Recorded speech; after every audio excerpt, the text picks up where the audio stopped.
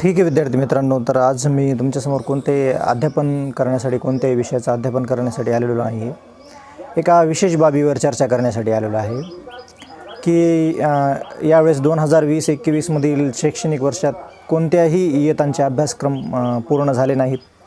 कारण शाळा ह्या भरविण्यात आल्या नाही. आता हल्लीच काही शाळा नोव्हेंबर, डिसेंबर, जानेवारी या 3 महिन्यामध्ये क्रमाक्रमाने भरविण्यात आलेले आहेत. तर पुढे अध्यापनाकरता फारच कमी वेळ उरायला लागला आहे. म्हणजे डिसेंबरमध्ये शाळा भरल्या असा जरी आपण विचार केला तर डिसेंबर, जानेवारी, फेब्रुवारी आणि मार्च हे 4च महिने अध्यापनाकरता मिळायला लागले. आता हे 4 महिने अध्यापनाकरता मिळायला लागले म्हणून मग शासनानं त्याच्या स्तरावर एक काम केलं की बाबा 30% अभ्यासक्रमात कपात केली. प्रत्येक विषयाच्या 30% अभ्यासक्रमात कपात केली.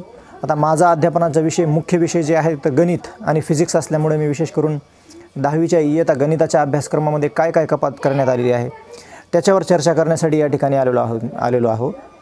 तर इयत्ता 10वीच्या अभ्यासक्रमात करण्यात आलेली कपात आपण स्क्रीनवर जाऊन तर पाहणारच आहोत नेमकी काय कपात करण्यात आलेली आहे. स्टेट बोर्डाकडून किंवा राज्य शासनाकडून शाळांना जे पत्र मिळालं आहे त्या पत्रानुसार त्या पत्रानुसार कोणते भाग आणि कोणते प्रकरणं, खास करून कोणते चॅप्टर्स आणि कोणते विशेष भाग हे वगळण्यात आलेले आहे.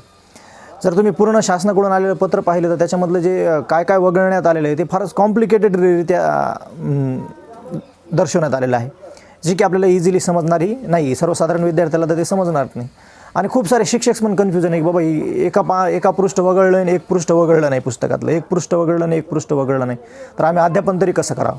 तर मी अध्यापन करणाऱ्या गुरुजन वर्गांनासुद्धा आणि अध्ययन करणाऱ्या शिकणाऱ्या विद्यार्थ्यांनासुद्धा आणि शिकवणाऱ्या शिक्षकांनासुद्धा माझा असं एक रिकमेंडेशन राहील, एक सजेशन राहील की बाबा तुम्ही जो मेजर भाग वगळला आहे तोच म्हणजे शिकू नका. नाहीतर माझं असंही म्हणणं आहे की बाबा तुम्ही सर्व भाग शिकवा आणि ज्या भागाचं मूल्यमापन करण्यात येणार नाही, म्हणजे ज्याच्यावर प्रश्न येणार नाही, ते विद्यार्थ्यांना शेवटी सांगून टाका की या भागावर अमुक भागावर प्रश्न येणार नाही आणि तुम्ही या भागाची तयारी करू नका, या भागाला विशेष वेळ देऊ नका. शिकवा तर सर्व काही. मी काय म्हणलो, जो भाग वगळलेला आहे तो पण सर्व शिक्षकांनी शिकवावा विद्यार्थ्यांना. कारण तो भाग जरी वगळलेला असला तरी त्या विद्यार्थ्यांना हायर एज्युकेशन करता, उच्च शिक्षणाकरता कामी येणारा भाग आहे. गणिताचा भाग हा कोणताच विज्ञान आणि गणिताचा भाग अभ्यासक्रमामधून वगळला म्हणून काय झाला आहे, तो त्या विषयाचा भाग आहे, त्याच्या नॉलेजचा भाग आहे. म्हणून तो भाग शिक्षकांनी विद्यार्थ्यांना शिकवावं.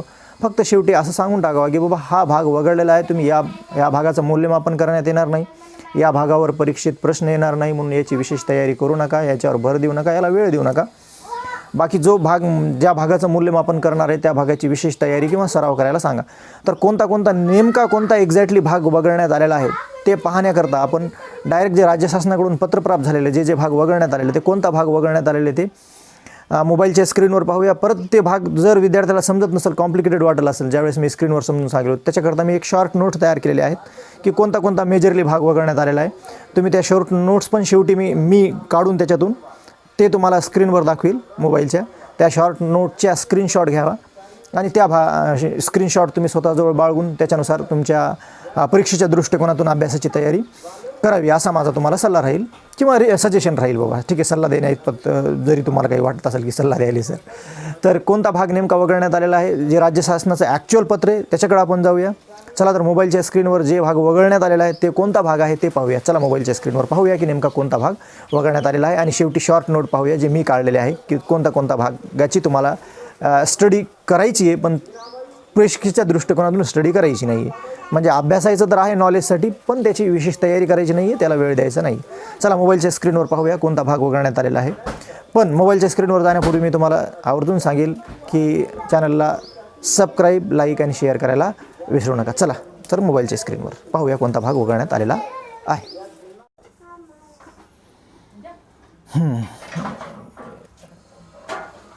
कोणत्या प्रकरणातून कोणता भाग वगळण्यात आलेला आहे याच्या ज्या मी शॉर्ट नोट काढलेल्या आहेत, जे तुम्हाला अधिकृत शासनाकडून प्राप्त झालेलं पत्र दाखवलं होतं त्याच्या अनुषंगाने.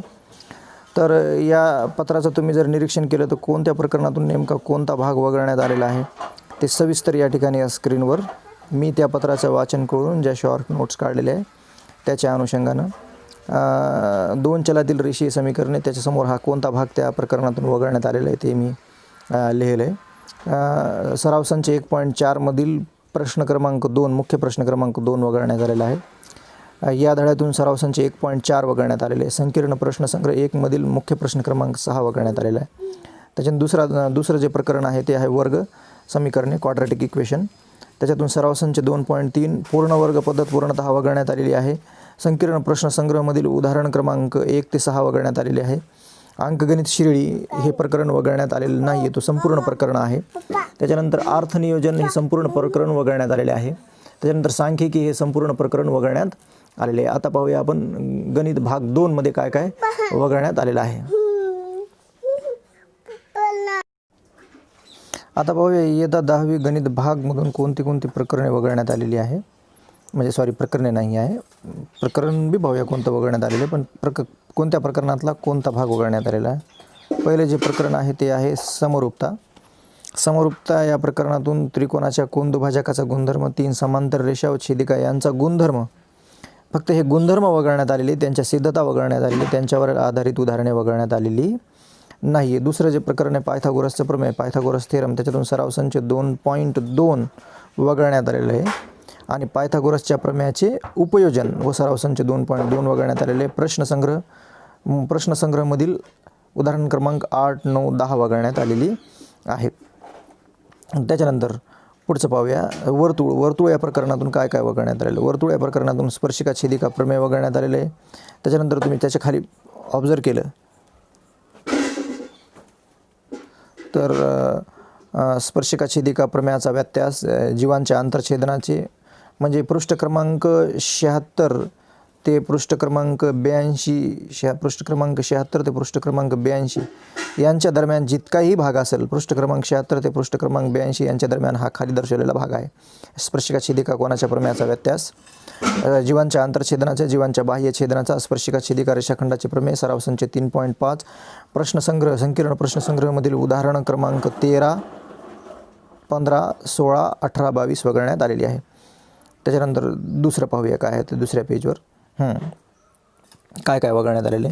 याच्यामध्ये निर्देशक भूमिती या प्रकरणामधून जो भाग वगळण्यात आलेला आहे तो याप्रमाणे आहे.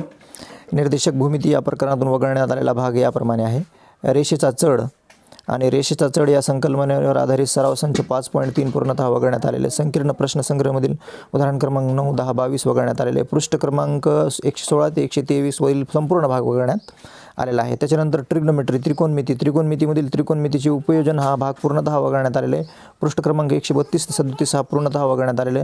आणि महत्त्वमापन हे पूर्ण प्रकरण वगळण्यात आलेले आहे. महत्त्वमापन हे पूर्ण प्रकरण वगळण्यात आलेले आहे. हे संपूर्ण प्रकरण वगळण्यात आलेले आहे. तर गणित भाग 1 मधून कोणते प्रकरण वगळण्यात आलेले, स्टॅटिस्टिक्स आणि म्हणजे सांख्यिकी आणि फायनान्शियल प्लॅनिंग म्हणजेच अर्थनियोजन, आणि गणित भाग 2 मधून महत्त्वमापन म्हणजेच मेन्सुरेशन हे प्रकरण वगळण्यात आलेले आहे. ठीक आहे. जय हिंद, जय महाराष्ट्र.